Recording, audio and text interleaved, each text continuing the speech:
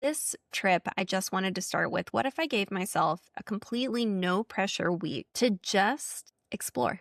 I have a strong suspicion that in hindsight, that second week that I took in Canada probably is going to be one of the most productive weeks that I had this year, like in the long view of this year. I worked on a lot of things that didn't have a clear outcome that I needed to ship. I just worked on things that I found interesting that I think are important. And what was really interesting is like some of the things that I ended up choosing to work on were things that I've kind of been putting off for a long time because they feel heavy.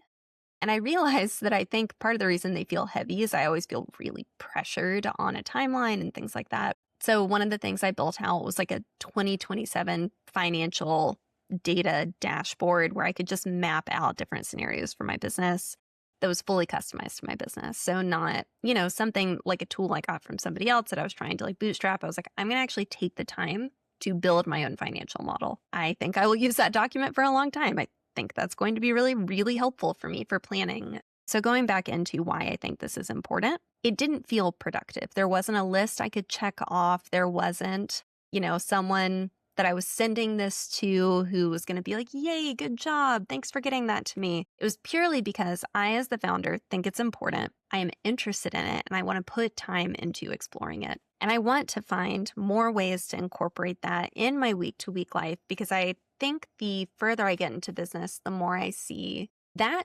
time almost always has this like long tail return that is just incredible because it's this moment where you get to show up just fully present in your business and fully vulnerable and just follow your own interests.